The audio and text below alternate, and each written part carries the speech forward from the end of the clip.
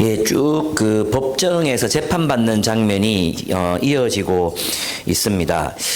비슷해 보이지만 이 법정은 유대인의 종교 법정이 아니라 로마인의 일반 법정이라는 것을 주목해 보아야 이 본문에서 이 바울의 어떤 신앙 고백과 표현이 이해될 수 있습니다. 앞에서는 이제 비록 로마인의 법정으로 끌려가면서 였지만 바울은 유대인들 부형들이여라고 말하면서 자기 동족들 앞에서 자신의 신앙을 이렇게 고백했었죠. 자신의 신앙은 성경에 기초한 구약의 약속에 따라서 오신 그리스도를 믿는 신앙이라고 명확하게 고백을 했었어요. 근데 여기서는 이제 로마 법정이잖아요. 그러니까 여기는 유대인들의 어떤 유대교적인 그 종교적인 유대인들의 어떤 신앙의 전통을 모르고 있는 그런 세상 속에서 이제 바울이 가지고 있는 신앙이 고백되고 또 공공의 장에서 어떻게 그의 신앙이 표현되었는가 하는 것들을 살펴볼 수 있는 그런 중요한 어떤 모델이라고 할 수 있습니다. 나중에 이제 그 난파선 이 배가 난파됐을 때도 바울이 어떤 태도로 세상 속에서 리더십을 발휘했는가가 나타난다면 이 본문에서는 세상 법정에서 세상 속에서 그의 신앙 고백이 어떤 식으로 표현되고 있는가, 복음의 공공성 혹은 우리의 신앙의 공공성에 대한 이야기들을 다뤄볼 수 있는 그런 본문이라고 할 수 있습니다. 제 컨디션이 좋았으면 1시간 반짜리인데 여러분 참 은혜를 입었습니다. 그래서 제 컨디션이 안 좋아가지고 오늘 감동적인 설교가 될 거라고 짧은 설교가 될 거라고 제가 어제 말씀을 드린 적이 있습니다. 바울은 유대인들의 그 부당한 고발에 대해서 로마의 법정이 정의를 구현할 것에 대해 요구하고 있습니다. 근데 그 정의는 하나님의 정의라기보다는 일반 이제 보편적인 정의, 그 하나님 앞과 여기서 이제 하나님을 신으로 번역하면 신과 사람들 앞에서 양심에 따라 이렇게 할 수 있는 그런 본문이거든요. 그러니까 그런 보편적인 그 공감대 안에서 어떻게 정의를 실현해 달라고 요구하는가 그런 모습들을 이 본문에서 찾아볼 수 있습니다. 그러니까 이제 우리에게 이 본문을 한번 잘 해석하고 적용해 보면 우리의 신앙이 우리의 회사에서 또는 우리의 정치 참여라는 면에서 또 우리의 사회적인 삶에서 또 공공의 영역에서 우리의 신앙이 어떻게 표현되고 또 실천되어야 되는가 이런 데 대한 어떤 지혜를 얻을 수 있는 시간이 될 것 같습니다. 유대인들의 고발을 보면 이제 변호사 더둘로를 고용해 가지고 이제 이 재판을 진행합니다. 그 더둘로는 이제 결국 사실을 확인하지 않은 채 바울을 거짓으로 이제 고발하고 있습니다. 누가는 이제 이 벨릭스에 대한 칭찬과 존경의 말, 그 존경의 말을 이제 더둘로도 하고, 더둘로라는 그 변호사도 하고, 바울도 하거든요. 근데 그 차이가 얼마나 많이 나는지에 대해서 의도적으로 주목시키고 있어요. 더둘로가 했던 내용을 보면 거의 3분의 2가 아첨이에요, 아첨. 그러니까 하지도 않은 일에 대해서 막 칭찬하고 있거든요. 사실 이제 더둘로의 변호가 이렇게 1분짜리 짧은 변호가 아니거든요. 한 50분이나 1시간 정도 되는 긴 변호였는데 누가는 그의 이 변호를 이제 갖고 와서 쓰면서 이거 뭐 아첨밖에 없네. 이렇게 판단했다는 거죠. 아첨만 가득한 한번 읽어보시면 정말 재밌어요. 벨릭스 총독님, 우리는 총독님의 덕분으로 크게 평안을 누리고 있습니다. 이거 완전 거짓말이거든요. 그 몇 번의 반란이 일어났고 벨릭스는 그들을 잔인하게 진압했어요. 그래서 평화가 없었어요. 벨릭스가 지배하는 동안에. 그다음에 그리고 각하의 선견 지명 덕택으로 이 나라에서는 개혁을 많이 이룰 수 있었습니다. 그랬는데 개혁된 게 없었고 벨릭스는 일 안 하기로 유명한 그런 총독이었다고 합니다. 그리고 우리는 어떤 면으로나 또 이거 인정하면 감사하며 맞지 않습니다. 감사한다 그랬잖아요. 감사. 근데 이제 실제로 유대인들은 이 벨릭스를 혐오했다고 합니다. 굉장히 혐오했다고 해요. 그러니까 이 앞부분에 있는 이 말들은 어쨌든 그 총독의 마음을 환심을 사기 위한 아첨들로 가득 차 있는 이런 것들을 볼 수 있습니다. 권력의 권력에 아첨하는 그런 어떤 모습, 유대인 변호사의 어떤 모습이 나오잖아요. 근데 바울의 그 인사말을 한번 그 총독에 대한 그 존경의 말을 한번 비교해 보면 10절에 보시면 그때 총독이 바울에게 말하라고 머리를 끄덕이니 바울이 대답하였다. 총독님께서 여러 해 동안 이 나라의 재판장으로 계신 것을 내가 잘 알고 있습니다. 이건 뭡니까? 사실이잖아요, 사실. 그러니까 재판을 많이 해본 사람이라는 걸 인정한다. 그래서 내가 재판 경험이 많은 총독 앞에서 재판받는 거에 대해서 기쁘게 생각한다. 이 정도에, 물론 기쁘게 생각하진 않았겠지만 어쨌든 요 정도는 해줄 수 있잖아요. 요 정도는. 그래서 앞에 있는 완전 거짓으로 점철되어 있는 아첨과 사실에 근거한 칭찬, 이건 다르잖아요. 그래서 우리가 윗사람한테 우리 자신의 정당함을 이렇게 주장해야 될 때가 있거든요. 윗사람뿐만 아니라 세상에서 우리가 살다 보면 나를 좀 희한하게 보는 사람도 있고, 그리고 나를 정말 엉뚱하게 판단하는 사람도 있고, 정말 나에 대한 평가가 공정하지 못한 그런 것들을 느낄 때가 있잖아요. 그럴 때 이제 사도 바울이 자신의 정당함을 어떻게 이제 주장했는가 하는 것들을 이 본문에서 볼 수 있는데, 첫째는 그 권력자에 대해서 존경의 표를 한다는 겁니다. 아첨이 아닌 존경, 그 권위에 대한 존경, 그리고 경험에 대한 존경을 표하는 그 예의 바른 이런 어떤 자기 주장을 하고 있습니다. 어쨌든 그건 조금 이따가 좀 다루기로 하고요. 그렇습니다. 여기서 보면 이제 더둘러가 이제 고발한 이 검사죠, 검사. 그러니까 고발한 내용들을 보면 아첨으로 가득 차 있고, 그리고 거짓인 이야기들로 이제 바울을 고발하고 있습니다. 이게 이제 변호사들이 참 잘해야 되는데, 오늘날에도 보면 정관예우라는 게 있어요. 정관예우. 이거는 우리가 정말 자주 얘기하고 없어져야 될 관행이고, 기도해야 되고 주장해야 되는 건데, 정관예우라는 게 도대체 뭡니까? 예, 판사였던 사람이 변호사가 되면 무조건 이기게 해주는 게 정관예우거든요. 그죠? 이것만큼 불이한 게 어디 있습니까? 그러면 이 정관예우를 받으려면 이 사람한테는 많은 돈을 줘야 섭외할 수 있고, 무조건 이기니까. 그러니까 오늘날의 변호사 제도가 대형 로펌, 그리고 정관예우 제도, 이런 것들은 중대한 범죄자들의 죄와 형벌을 깎아주기 위해서 법기술을 동원하는 것밖에 안 된다. 이게 얼마나 불의한 일이에요. 그렇죠? 그래서 우리가 법정에서 정의가 이루어지도록 기도해야 됩니다. 하나님, 우리나라에서 정관예우가 없어지게 해주십시오. 기도하고, 또 시민운동 펼치고, 서명운동도 하고, 저는 그렇게 해야 될 거라고 생각해요. 어떤 단체에서 이제 이것들을 하고 있어서 우리가 같이 하면 또 동참도 하고 이래야 된다고 생각하거든요. 말도 안 되는 이야기죠. 정말 돈 많은 사람들의 죄를 경감시켜 주기 위해서 변호사들을, 그것도 대형 로펌 하는 일이 뭐죠? 확실한 죄를 죄 아닌 것처럼 꾸미는 일이잖아요. 이 자존심도 없나? 이런 일을 법을 공부한 변호사들이 한다는 게 정말 말도 안 되잖아요. 그런 일들이 대한민국에서 버젓이 이루어지고 있고, 정관예우라는 말이 정당한 것처럼 그게 쓰여지고 있다는 사실에 대해서 우리는 진짜 분노해야 되고, 또 법정의 정의가 이루어지도록 정말 간구하고 기도하고 또 운동하고 해야 된다고 저는 생각합니다. 그렇죠. 정의가 실현돼야 될 법정에서 오히려 불의가 판을 치는 모습을 봅니다. 기도해야 합니다. 근데 이제 그 더둘러의 그 고발을 살펴보면 바울이 끼친 영향력에 대해서 이야기하고 있습니다. 이미 이제 그 바울이 무엇 때문에 바울의 어떤 일들 때문에 이런 일들이 일어났는가에 대해서는 벌써 판단이 내려진 상태예요. 그죠? 완전히 감정적인 용어들로 가득 차 있거든요. 여기 이 사실이 없어요. 연병이요. 연병인지 아닌지 어떻게 알아요? 연병이요라고 먼저 판단해놓고 아예 그냥 죄인이라고 그냥 정해놓고 연병이라고 말하고 있습니다. 또 뭐라고 말합니까? 연병. 그 다음에 유대인들, 온 세계 모든 유대인들에게 소란을 일으키는 자. 사실 소란은 바울이 일으킨 게 아니고 유대인들이 일으켰거든요.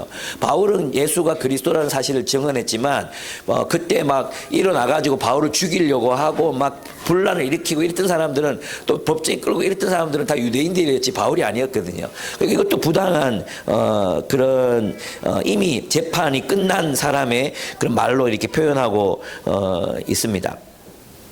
나사렛 도당의 우두머리, 하여튼 굉장히 부정적인 용어들, 감정적인 용어들, 재판 용어가 아니죠. 이런 용어들로 이제 한 인간을 이렇게 짓밟고 있는 그런 모습을 여기서 볼 수 있습니다. 그렇습니다. 여기서 우리가 알 수 있는 건 뭐냐 하면 결국 유대를 비롯한 이 세상, 옛 세상은 기존 질서가 유지되기를 원한다는 겁니다. 참 불이한 질서고 사람들이 그 질서 때문에 그 사회 구조 때문에 참 고통을 당하고 있고 그 사회 구조 악의 희생양이 되는 사람들이 그렇게 많아. 또 그 희생양이 자기 본인들인데도 있잖아요. 본인들인데도 바꾸려고 하지 않아요. 그냥 살던 대로 살고 싶어 해요. 분란이라는 거 싫어해요. 변화가 일어나는 거 싫어해요. 특별히 대구 사람들.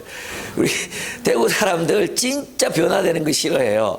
그래서 진짜 뭐 어떻게 하는 게 올바른 방향인지는 알면서도 귀찮은 거예요. 그리고 뭔가 바뀐다는 게 정말 성가시죠. 그죠? 그래서 그냥 사실 따져보지 않고 그냥 자신들의 기득권 구조 혹은 자기가 몸담고 살고 있었던 그 구조, 그 지배 구조가 그냥 유지되기를 바라는 그런 마음들이 있는 거예요. 예, 여기 유대도 똑같았어요. 사실 그들이 있잖아요. 메시아를 정말 기다렸잖아요. 1세기는 메시아 대망의 시대였거든요.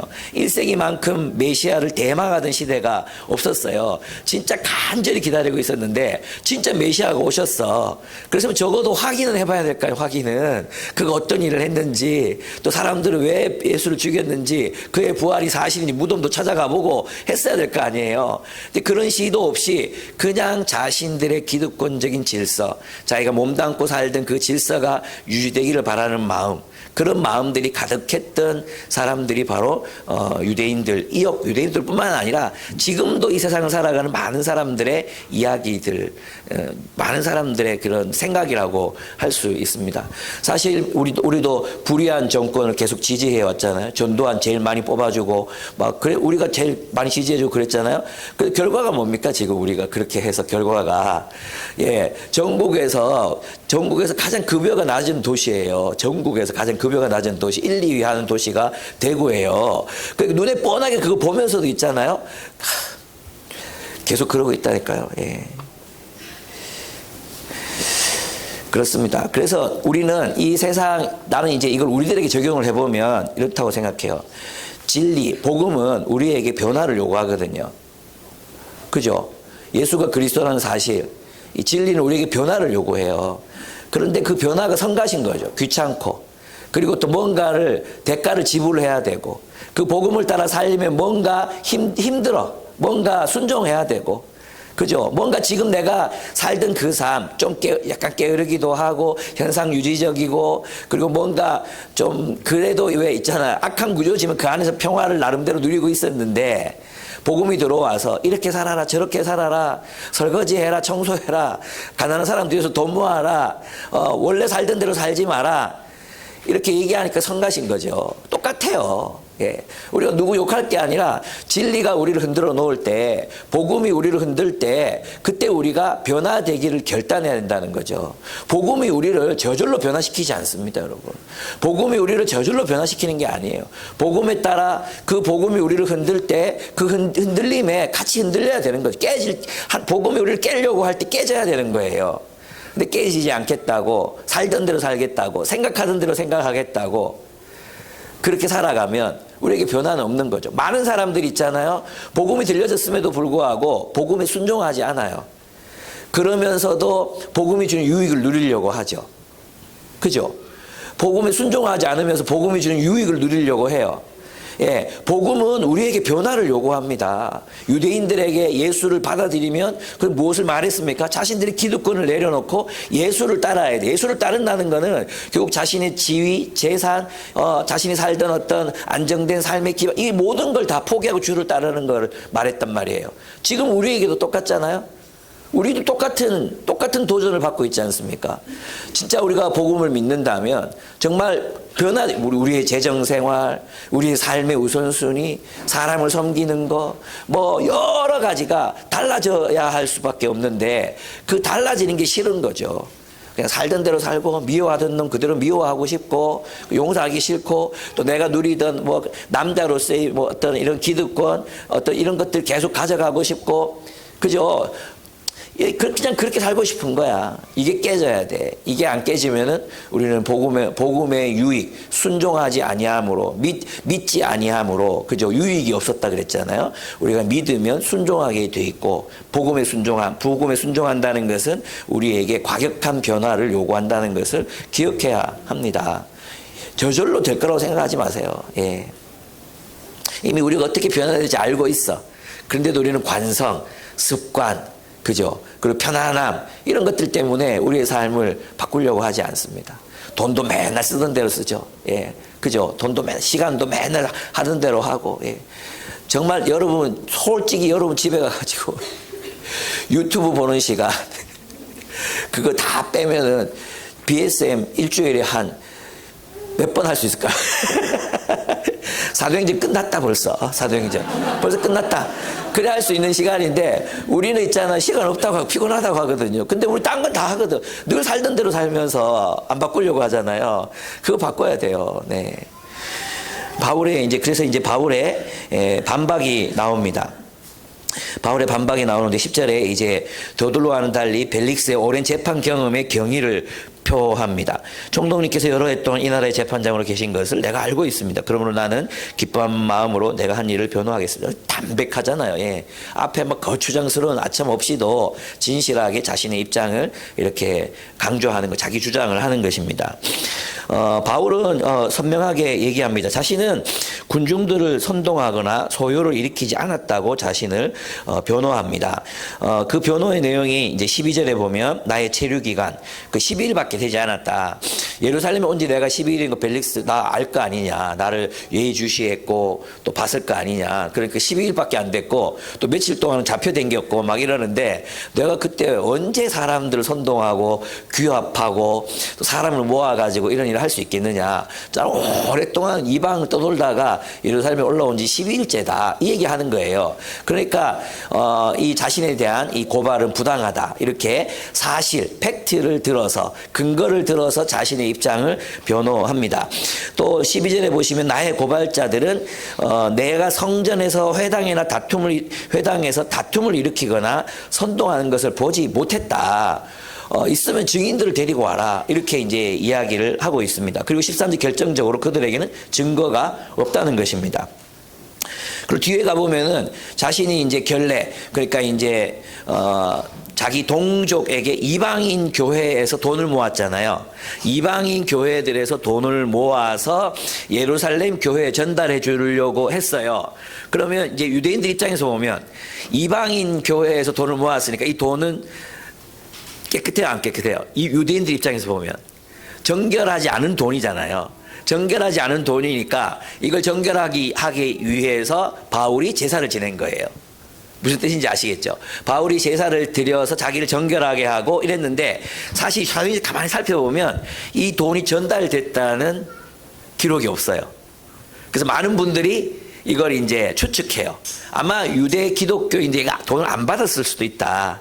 왜냐하면 이방인들이 모았기 때문에 그렇게 주장하는 사람들도 있어요. 어쨌든 뭐 저는 띠먹진 않았을 거고 분명히 전달되었는데 그걸 기록으로 남기긴 좀 애매했을 수도 있겠다. 그들의 유대 기독교적 입장에서 보면 그럴 수도 있겠다는 생각을 합니다. 어쨌든 그렇게 예물을 이제 드리고 제사를 드렸다. 그러면 그때 내가 제사를 드리고 할 때 만약에 성전에서 내가 결례를 행했다면 성전을 더럽힌 일을 했다면 그걸 목격한 사람이 고발을 해야 된다는 거예요. 근데 그 목격한 사람도 지금 이 자리에 아무도 없다. 왜 그들은 나에 대해서 고발을 하지 못했겠는가?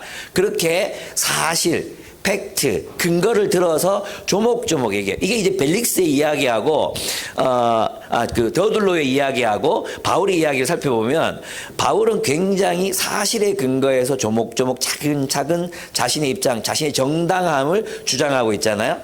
근데 더둘로는 어떻게 해요? 감정에 호소하잖아요. 감정에. 근데 사람들 어디에 잘 넘어갈까요? 이 감정에 잘 넘어가요. 다행히 벨릭스가 그래도 이제 이 인물 자체가 교활한 인물이었기 때문에 사건의 진위를 판단할 수 있는 머리는 있었던 것 같아요. 그래서 이제 바울에게 죄를 뒤집어 씌우지는 않습니다. 그리고 돈을 바래서 이게 내가 동족에게 전달해 줄 돈을 가지고 왔다. 돈.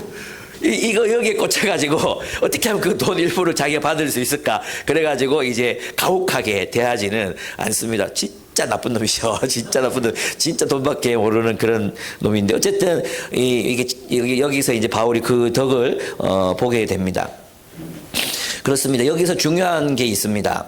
바울은 자신을 오해하고 함부로 판단한 이들을 공격하지 않습니다. 이게 또 그리스도인의 자세입니다. 여러분도 회사에서 여러분들이 부당한 대우를 받을 수 있습니다. 여러분들이 한 일을 직장 상사가 자기 공으로 가로챌 수도 있습니다. 그리고 친절한 척하면서 나를 이용하고 가스라이팅 할 수도 있습니다. 세상에서 이런 일들은 비일비재하게 벌어집니다. 이런 것들이 소재가 드라마로 만들어지고 막 이런 이유는 이런 일들이 너무 많이 일어나기 때문입니다. 그때 그리스도인들은 가만히 참고 있으면 안 돼요.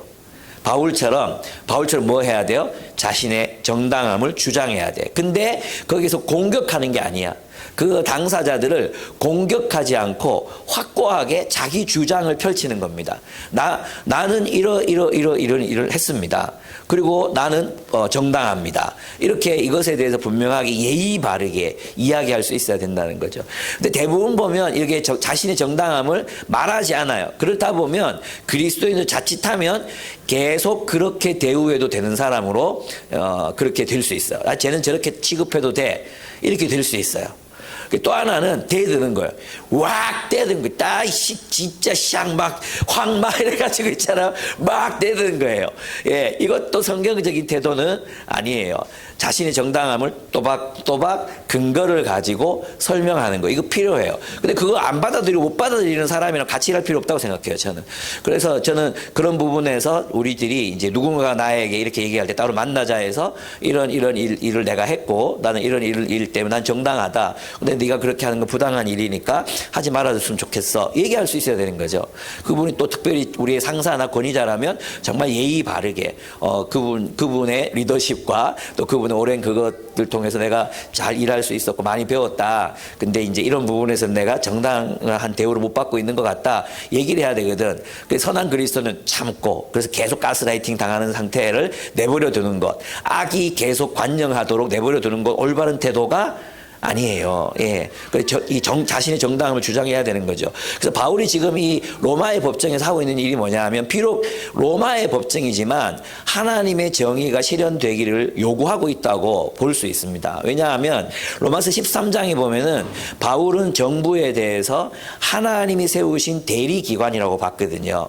그래서 이 대리기관인데 잘못할 수 있잖아요. 그럼 하나님 심판받는 거예요. 그죠? 잘못할 때는 우리도 저항해야 되는 거죠.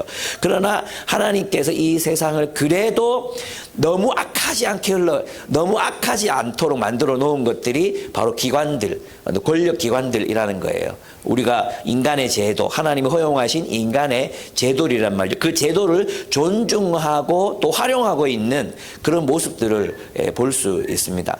그래서 이거 좀 잘 우리가 마음에 새겨야 되고요. 또 그리스도인들이 이런 어떤 시도들, 이건 부당합니다. 우리 직원들에게 이렇게 하는 것은 부당합니다라고 말하지 않고 나갈 때 노동청에 고발하고 나간다든지 요새 이런 사람 너무 많아. 실컷 막 쌓아놨다가 진검을 딱 모아가지고 나갈 때 막 에익 하고 진로 푸고 나간다든지 그것도 성경이 지지 않아요. 미리 얘기해 주는 게 필요하죠. 예. 그래서 우리는 그런 면에서 이제 세상에서 자신의 정당함을 주장할 줄도 아는 그리스도인, 그러나 무례하지 않게 이렇게 할 수 있는 그런 좀 당당한 모습의 그리스도인으로 여러분이 서 있을 필요가 있습니다. 근데 여기서 이제 그 다음 구절이 저는 굉장히 눈에 들어왔는데요. 24장 14절입니다. 14절. 그러나 나는 총독님께 이 사실을 고백합니다라고 되어 있잖아요. 근데 이제 14절 개역개정으로 보면 그러나 이것을 당신께 고백하리이다 이렇게 얘기해요. 이건 뭐냐 하면 그 헬라어 원어로 보면 호모로고라고 되어 있어가지고 이 뜻이 뭐냐 하면 나는 나의 신앙을 고백한다 이런 뜻이에요. 나는 고백합니다 이런 뜻이에요. 나의 고백은 이렇습니다. 나의 신앙 고백은 이렇습니다 이거예요. 그러니까 이제 그는 로마 재판장이 공감할 수 있는 어떤 공감대와 자신의 신앙 고백을 어느 정도 분리하고 있어요. 제 말 이해됩니까? 그러니까 바울은 자신이 하나님과 사람들 앞에서 양심껏 살았다. 그리고 또 나는 하나님께 소망을 둔 사람이다. 하나님께 소망을 뒀는데 하나님이 소망을 뒀기 때문에 하나님이 의로운 자와 불의한 자를 부활시켜서 하나님이 심판하시고 하나님의 올바른 세상, 하나님의 새 창조의 세상을 세상에 가지고 오셔서 이 세상에 하나님의 정의와 공의를 실현할 것을 나는 믿는다. 이것은 나의 고백이다. 내 신념이다. 내 신앙이다. 여기까지인 거예요. 무슨 뜻인지 아시겠죠? 그러니까 바울의 공공에서의 삶은 무엇이 기반이 됐습니까? 신앙 고백이 기반이 돼서 세상에서 정의로운 삶을 추구했다는 거예요. 저는 이것이 굉장히 중요하다고 생각해요. 오늘날 공공신학을 말하는 많은 사람들 가운데 이 신앙 그리고 교회 공동체 안에서 훈련된 라이프 스타일, 그죠? 그러니까 우리의 신앙 고백은 그냥 신과 양심에 따라, 신과 사람들 앞에서 양심에 따라 사는 삶보다는 훨씬 수준 높을 수밖에 없잖아요. 그죠? 근데 우리는 그런 삶을 살아야 돼, 세상에서. 훨씬 수준 높은 삶. 일반 사람들의 양심의 기준. 이건 요즘은 참 이것도 문제긴 하지만 우리가 이 양심의 기준에 따라서도 잘 살고 있는가. 이거는 이제 또 생각해 봐야 될 부분이지만 바울은 적어도 이 기준보다는 훨씬 높은 기준. 어떤 기준이요? 하나님께 소망을 두고 하나님의 심판이 있음을 기억하고 하나님 앞에서 양심을 따라 살았습니다.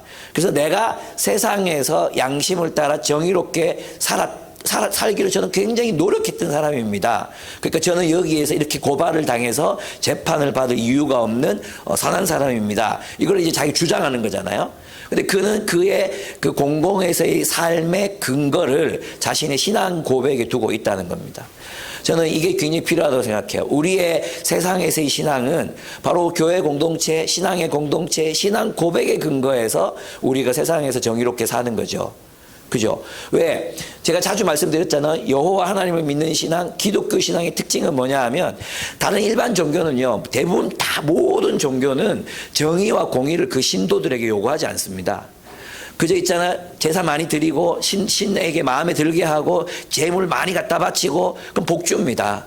예, 절 많이 하고 막 그렇게 막 성심을 다해서 자기가 원하는 걸 구하잖아요. 그럼 복 줍니다. 특별히 고대 근동의 이방신들 몰렉신은요, 이 신상이 커, 이 손이 커, 이 손에다가 재물을 바치는데 이게 노수로 되어 있는 이걸 막 뜨겁게 달궈요. 달궈서 여기다가 자기 아이들을 올려놔 태워 죽였어요. 그래서 아들과 딸들을 죽이면서 뭘 했느냐? 자기 소원 들어달라는 거예요. 우리 소원 들어달라고. 그게 이방신들, 이방 종교들의 특징이 있어. 바벨론의 그런 모든 신들, 바알신, 아스타롯신, 모두가 뭐예요? 다산의 신, 폭풍의 신, 기후의 신, 전부 자기 이기적인 욕심 들어달라는 거거든요. 근데 여호와 신앙은 뭐냐 하면 그 신도들에게, 여호와를 따르는 그 백성들에게 뭘 요구합니까? 정의와 공의를 요구해요. 정의와 공의를. 이게 우리가 믿는 신앙이에요. 그래서 있잖아요. 우리의 신앙 고백은 정의와 공의를 따라 양심적으로 살아가는 삶으로 연결될 수밖에 없는 게 바로 여호와를 믿는 신앙이다. 이렇게 얘기할 수 있습니다. 그래서 우리는 이 세상을 살아갈 때 우리 신앙의 기반에서 세상 사람들보다 훨씬 더 높은 윤리적 기준, 훨씬 더 높은 윤리적 기준으로 세상을 살아가야 한다는 거죠. 그런데 세상에서 우리의 이제 정당함을 주장할 때는 어떻습니까? 구분돼야 돼요. 우리의 신앙 고백을 세상 사람들한테 요구할 수 없다는 것입니다. 그죠? 예. 예를 들어 우리가 원하는 왜 진짜 정말 단순화시켜서 하는 이야기인데 왜 부장님은 직장에서 큐티 안 하세요? 이런 거 우리 말할 수 없잖아요. 그거랑 비슷하게 윤리적인 조건이 굉장히 다른 게 있거든요. 예를 들면 정말 첨예한 게 뭐냐면 이제 동성애예요, 동성애. 기독교 안에서는 저는 아무리 성경을 읽어도 기독교 공동체 안에서는 동성애를 허용할 수 없는 것 같아요. 성경에서 동성애를 지지하는 그런 구절들을 찾기가 저는 정말로 어려워요. 심정적으로는 공감이 가고 심정적으로는 동의해주고 싶지만 내가 믿는 성경, 내가 해석한 성경으로는 아무리 이거를 좀 비약적으로 해석을 하려고 그래도 성경이 동성애를 지지한다고 저는 보지 않거든요. 그런데 그건 우리의 기준이잖아요. 세상 일반적인 통념, 그들이 가지고 있는 세상 사람들의 통념에서는 다를 수 있잖아요. 그죠? 이게 한 40년, 50년 전이면, 동성애 그거 안 되지. 모두가 공유한 신념이었지만, 지금은 그렇지 않거든요. 세대마다 다 다르잖아요. 그랬을 때는 이 사람들과 우리가 함께 공유할 수 있는 부분에서 우리의 주장을 펼쳐야 된다는 거죠. 이게 천정호 판사님의 생각이기도 해요. 신앙적인 기준에서는 우리가 굉장히 높은 이타적인 사랑, 내 이웃을 내 몸과 같이 사랑하라, 또 주님이 우리를 사랑하시는 사랑하라, 이 기준이 있지만 세상에서 살아갈 때 우리 이 기준을 가지고 우리는 그렇게 살아야 돼. 우리는 그렇게 살아야 되지만 세상 사람들한테 니 왜 내 사랑 안 하는데 라든지 니는 왜 나한테 선물 이거밖에 안 하는데 라든지 이렇게 할 수 없다는 거예요. 동성애도 똑같아요. 그들이 선택한 거잖아요. 그러면 저는 그거에 대해서 어떻게 판단할지 잘 모르겠어요.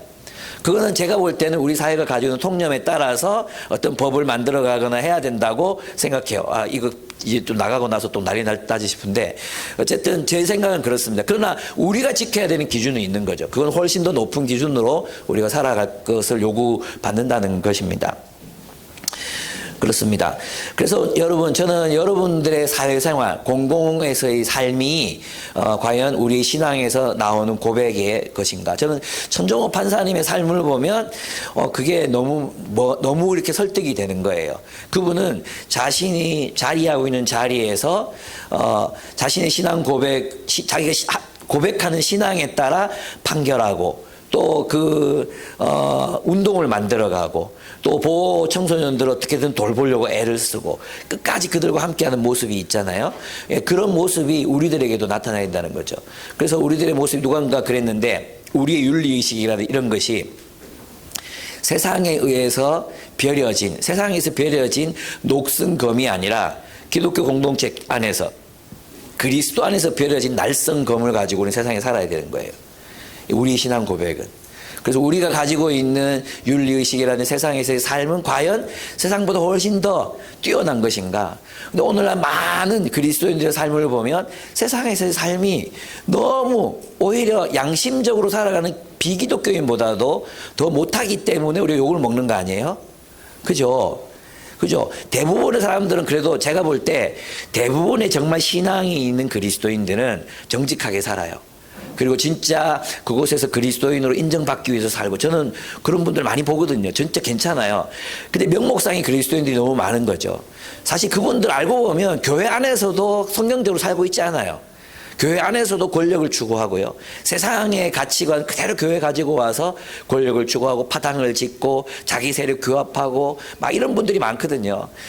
근데 그래서 이런 분들이 교회 안에서 리더십을 갖지 못하도록 우리가 늘 이제 경계해야 되고 세상에 나가서는 우리라도 신앙에 따라서 세상 생활을 할 수 있도록 해야 된다는 것입니다. 세상에서 살아갈 수 있도록 노력하고 애써야 된다는 것입니다. 그렇습니다. 그래서 바울은 자신의 신앙을 고백합니다. 바울은 그들이 이단이라고 부르는 그 도를 따라 성경에 기록된 모든 것을 믿는 사람이다. 나는 성경을 믿는다. 근데 뭘 따라 믿는다? 그래서 그 도를 따라 믿는다고 얘기하잖아요. 저는 이 부분도 중요한데 이거 인정해요. 유대교 완전히 같지는 않다. 인정하는 거잖아요. 유대교 완전히 같지는 않은데 나는 성경을 어떻게 보느냐? 그리스도를 통해서 성경을 본다. 왜냐하면 그리스도가 성경의 약속대로 부활하셨기 때문에 그리스도를 통해서 성경을 본다. 예언을 믿는다라고 고백합니다. 그래서 바울의 주장은 뭐냐 하면 나는 유대인들은 나보고 이단이야 또 도당이야 소요를 일으킨 사람이라고 말하지만 실제로는 그들이 기다려온 그리스도를 믿는 사람이다. 그들이 눈이 떠지지 않아서 그리스도를 발견하지 못했을 뿐이다라고 이야기하는 것입니다. 그래서 같다는 거죠. 같은데 나는 발견했고 그들은 발견하지 못했다. 두 번째 바울은 하나님께 소망을 두고 하나님께서 온 세상을 바로잡아 주신다는 유대인들과 같은 소망을 가졌다고 말합니다.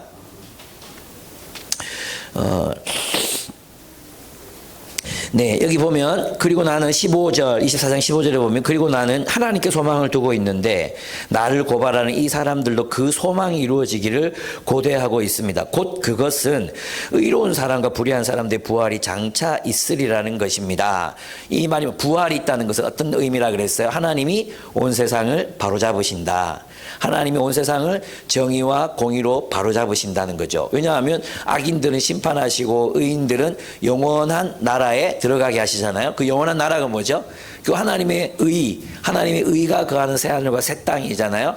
그걸 기다리는 소망은 똑같다. 근데 부활이 바로 우리의 소망이다. 그것은 나나 유대인들이나 똑같은 소망을 가지고 있는데 바울은 그리스도의 부활을 받기 때문에 그리스도의 부활을 목격했기 때문에 그 부활이 이제 시작되었고 언젠가 완성될 거라는 믿음 속에 살아가고 있다는 것을 말하고 있습니다.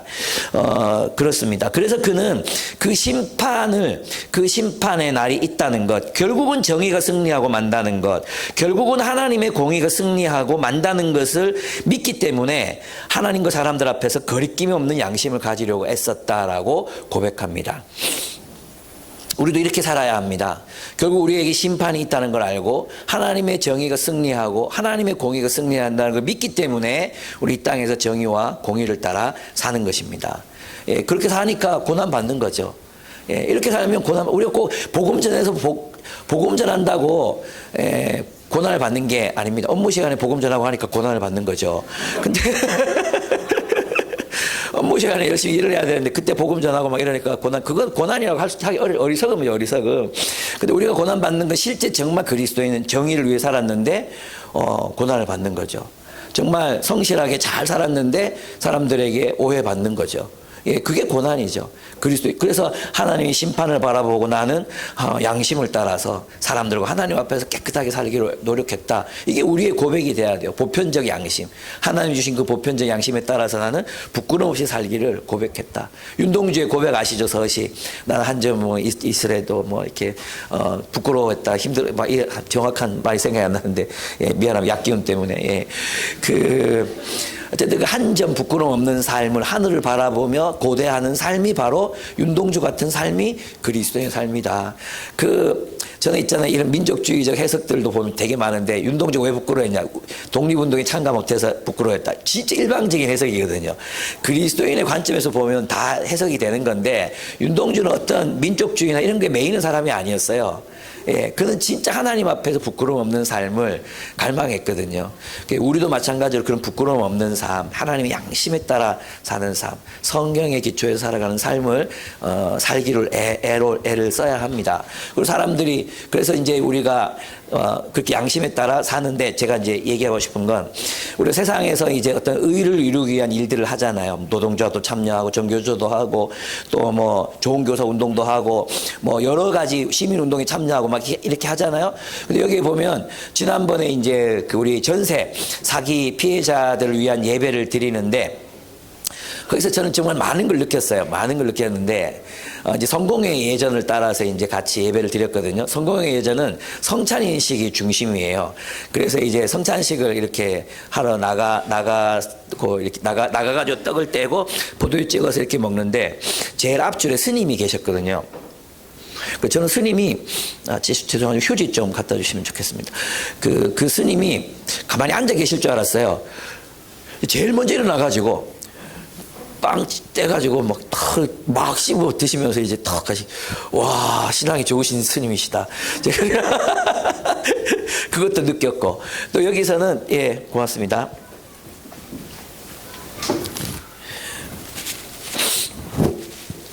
정의당 사람이 와가지고 전세 사기 피해자들을 위해서 자기가 활동했던 것들을 이야기하면서 권력자들은 정말 가난한 사람들의 삶에 관심이 없더라 막 이런 얘기를 했어요. 그분도 와서 이제 빵 떼고 성찬식 참여하고 나도 따라가서 성찬 참여했는데 또 재밌는 풍경이 뭐냐면 이렇게 우리 성찬식 하고 있는데 옆에서 예수 믿어야 찬당 갑니다.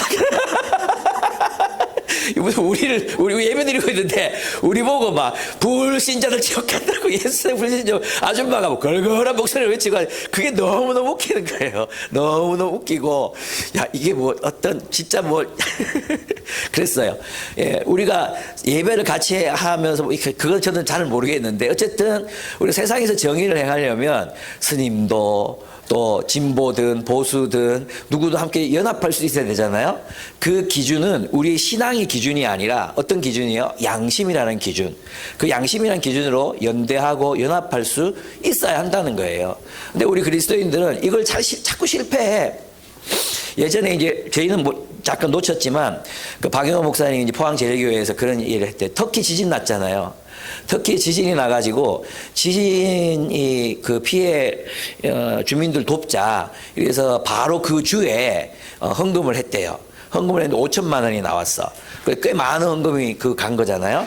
근데 그거를 이제 지역 교단에 얘기해가지고 이거 빨리 헌금하자 이렇게 했는데 절차가 있다는 거예요. 그래서 그거 다 결정하고 난 뒤에 한 달 뒤에 모금을 했는데 그 포항에 있는 교단 전부 모은 금액이 한 교회가 모은 5천만 원도 안 되는 거야. 뭐 2천 몇백만 원, 3천 몇백만 원을 보냈다는 거예요.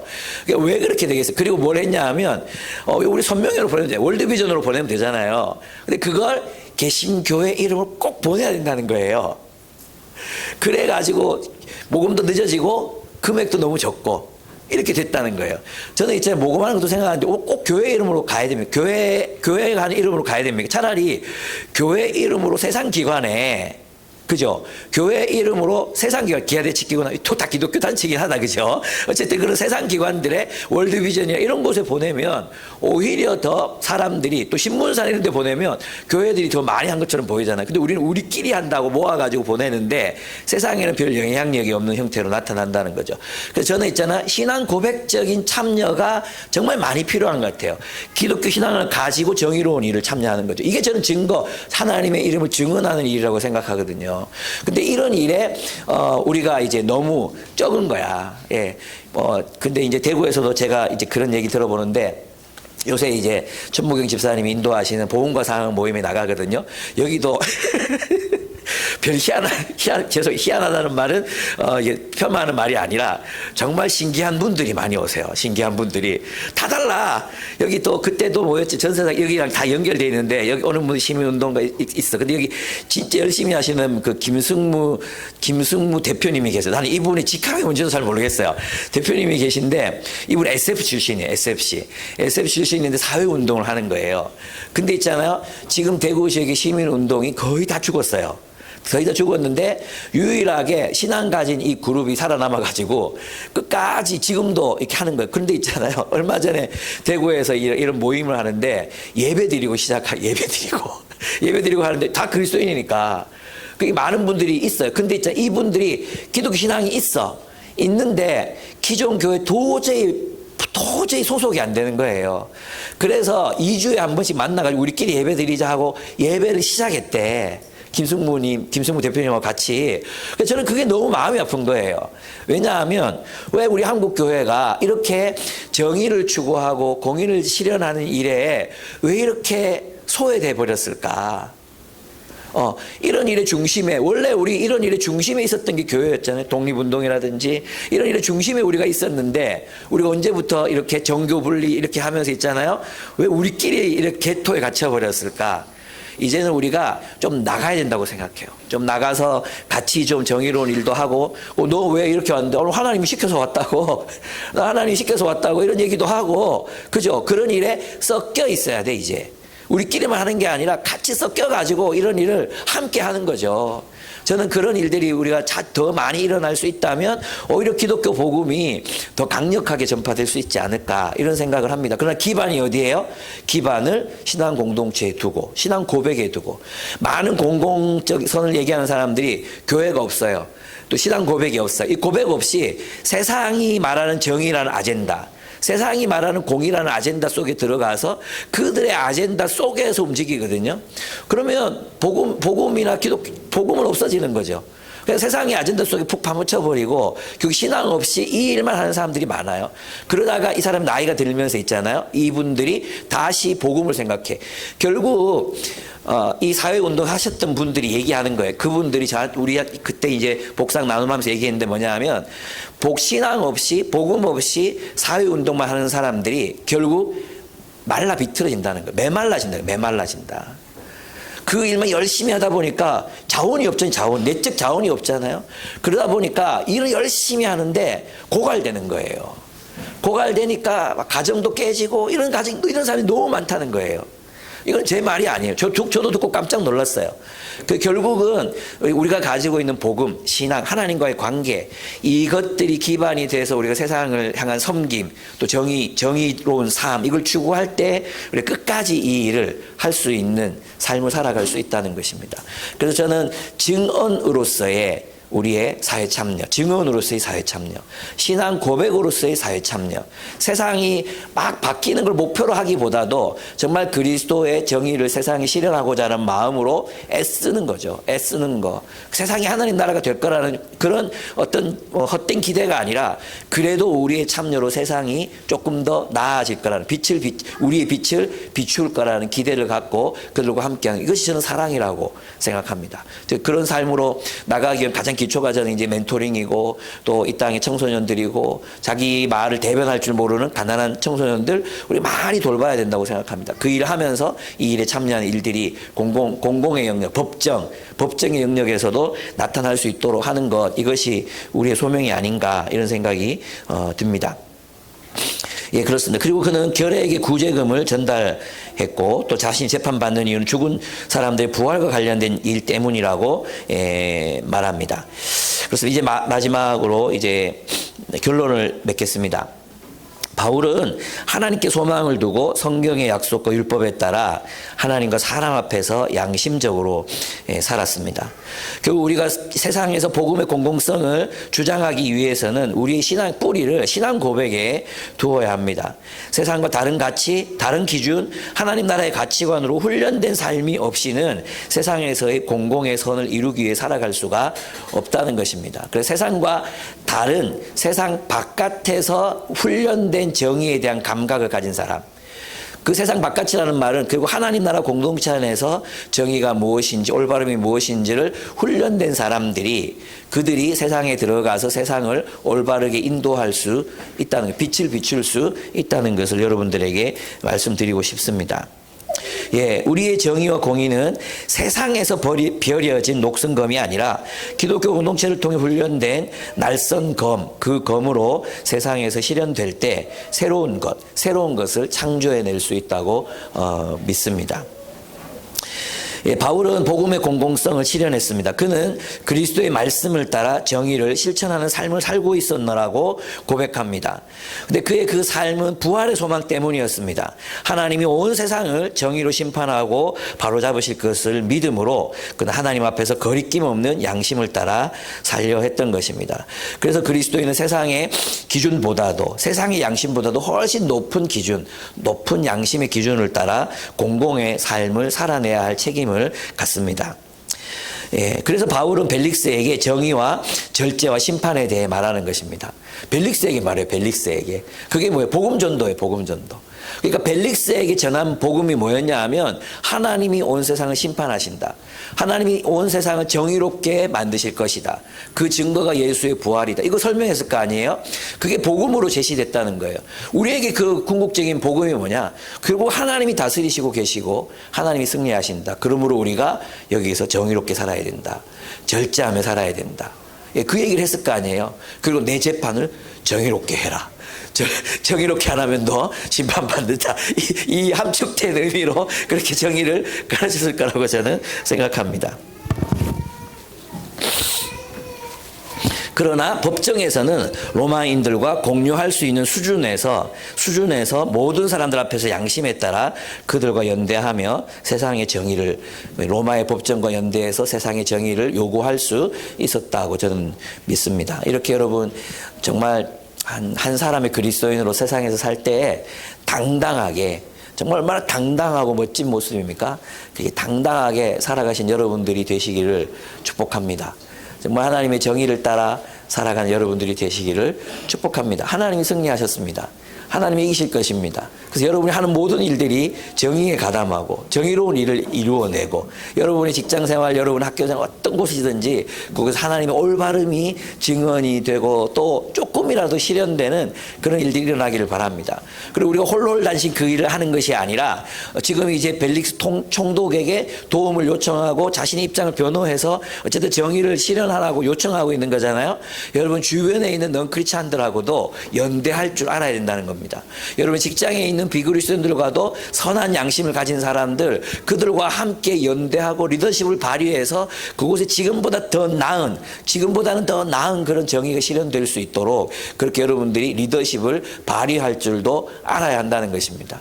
그냥 세상 직장에서는 견디며 살다가 교회 와서 신앙생활하고 이게 아니라 우리 신앙을 가지고 세상으로 가서 그곳에서 그들과 함께 보다 나은 정의로운 삶을 추구할 수 있는 여러분의 삶이 되기를, 공공의 그리스도인이 되기를, 세상 한복판에서 살아가는 신앙이 되기를, 여러분의 신앙 고백이 내면에만 머물지 않고 온 세상을 향한 고백이 되기를 축복합니다. 우리 함께 기도하겠습니다. 감동하셨죠? 예. 예. 같이 기도하겠습니다.